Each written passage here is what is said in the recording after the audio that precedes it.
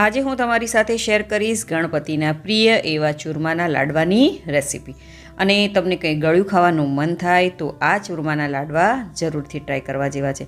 બહુ જ ટેસ્ટી અને સાથે સાથે હેલ્ધી પણ છે અને ઘરમાં રહેલી સામગ્રીથી ફટાફટ આ લાડવા તમે બનાવી શકો છો। તો ચાલો રેસીપી શરૂ કરીએ। નવી રેસીપી શીખવા માટે મારી ચેનલને સબસ્ક્રાઈબ કરજો અને બાજુમાં આપેલા બેલ આઇકોનને જરૂરથી પ્રેસ કરજો, એટલે નવી રેસીપીના નોટિફિકેશન સૌથી પહેલાં તમને મળે। ચૂરમાના લાડવા બનાવવા માટે મેં અહીં 2 કપ ઘઉંનો કરકરો લોટ લીધો છે, જેનાથી આપણે ભાખરી બનાવીએ છીએ ને તે જ લોટનો મેં ઉપયોગ કર્યો છે। મેં આ કપના માપથી 2 કપ ઘઉંનો લોટ લીધો છે। તમે તમારા ઘરમાં રહેલી કોઈ પણ વાટકીનું માપ સેટ કરી લ્યો।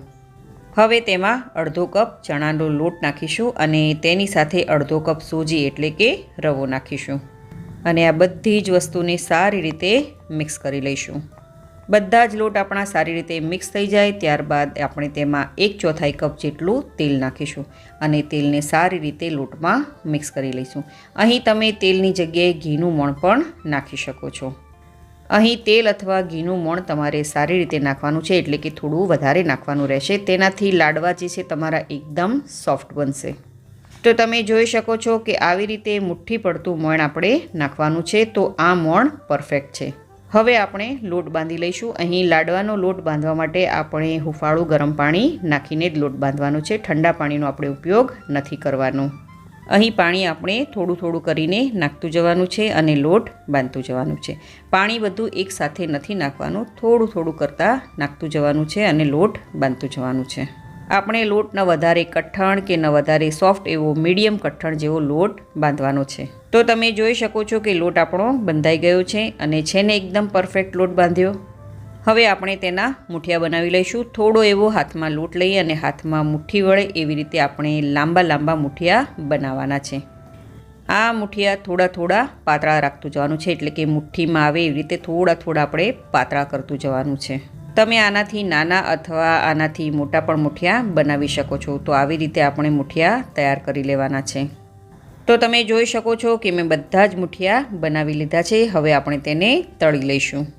મુઠિયા તળવા માટે મેં પહેલેથી જ મીડિયમ ગેસની ફ્લેમ પર તેલ ગરમ કરવા રાખી દીધું હતું। અહીં આપણે તેલમાં સમાય એટલા મુઠિયા નાખવાના છે। મુઠિયા ધ્યાનથી તમારે નાખવાના છે, નહીંતર તેલના છાંટા પણ તમારી પર ઉડી શકે છે, એટલે ધીમે તેલમાં મુઠિયા નાખવાના છે। તો આ વાતનું તમારે ખાસ ધ્યાન રાખવાનું છે। હવે ગેસની ફ્લેમ આપણે લો પર કરી દઈશું અને બધા જ મુઠિયાને સારી રીતે તળી લઈશું। આ મુઠિયાને તળાતા ઓછામાં ઓછી 5 થી 7 મિનિટનો સમય લાગે છે। ગેસની ફ્લેમ જો તમે હાઈ પર રાખશો તો તમારા મુઠિયા બહારથી લાલ થઈ જશે અને અંદરથી કાચા રહી જશે। તો તમારે ગેસની ફ્લેમ લો પર જ રાખવાની છે। તો તમે જોઈ શકો છો કે મુઠિયામાં સરસ એવો ગોલ્ડન કલર આવી ગયો છે અને મુઠિયા પણ આપણા સારી રીતે તળાઈ ગયા છે। હવે આપણે તેને એક પ્લેટમાં કાઢી લઈશું અને આવી જ રીતે બધા જ મુઠિયાને તળી લઈશું અને પછી બધા જ મુઠિયાને ઠંડા થવા દઈશું। તો તમે જોઈ શકો છો કે મુઠિયા આપણા ઠંડા થઈ ગયા છે। હવે આપણે તેના નાના ટુકડા કરી લઈશું।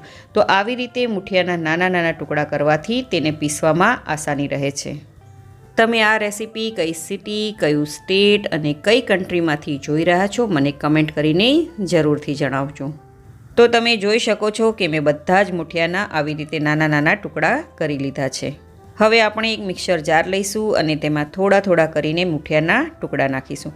મુઠિયાના બધા જ ટુકડા એકસાથે નથી નાખવાના, આપણે તેને 2 વખત પીસીશું। હવે મિક્સર જારનું ઢાંકણ બંધ કરીને તેને આપણે પીસી લઈશું। હવે મેં અહીં એક કાથરોટ લીધી છે, તેમાં આપણે એક ચાળણી રાખીશું અને આપણે જે મુઠિયા પીસ્યા છે તેને ચાળણીમાં નાખી દઈશું અને તેને સારી રીતે ચાળી લઈશું। તો આવી રીતે બધું ચાળ્યા બાદ જે પણ ચાળણીમાં ચાળણ વધે તેને ફરીથી મિક્સર જારમાં એડ કરી દઈશું અને ફરીથી તેને પીસી લઈશું। તો આવી જ રીતે બધા જ મુઠિયાને આપણે પીસી લેવાના છે।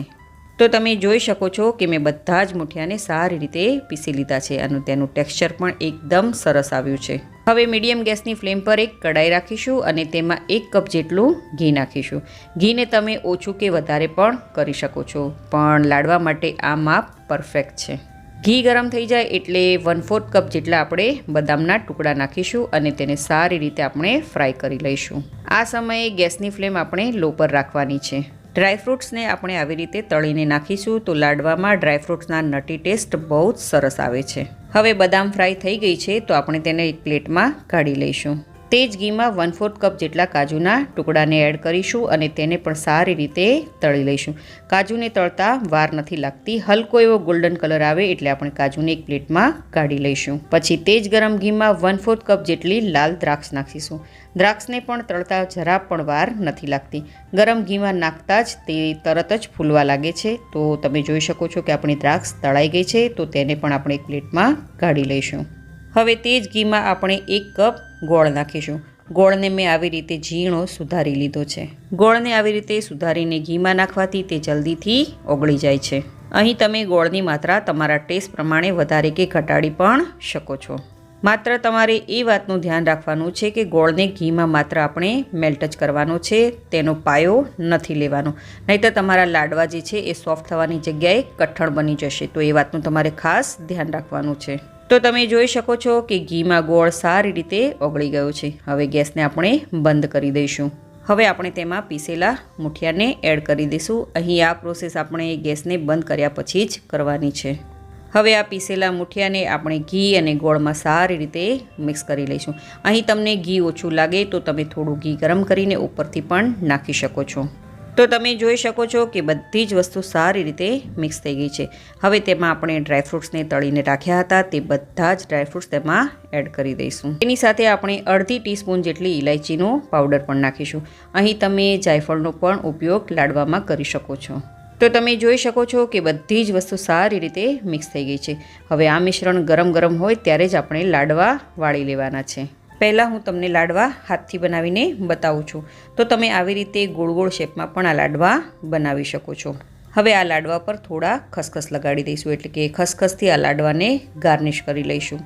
ખસખસ લગાડવાથી લાડવાનું લુક ખૂબ જ સરસ લાગે છે. હવે મારી પાસે આ રીતનું લાડવા બનાવવાનું મોલ્ડ છે, તો તેમાં પણ તમને લાડવા બનાવીને બતાવું.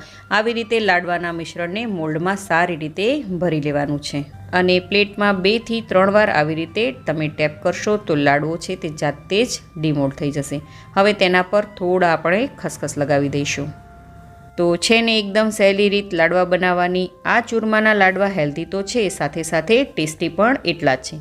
તો ગણપતિજી આવવાના છે, તો આ ગણપતિના તહેવારમાં ભોગ લગાવવા માટે એટલે કે પ્રસાદમાં આ ચૂરમાના લાડવાની રેસીપી તમે જરૂરથી ટ્રાય કરજો. જો તમને મારી આજની આ રેસીપી ગમી હોય તો વિડીયોને લાઇક કરજો અને વધારેમાં વધારે શેર કરજો અને મારી ચેનલને જરૂરથી સબસ્ક્રાઈબ કરજો. તો ફરી મળીએ એક નવી રેસીપી સાથે.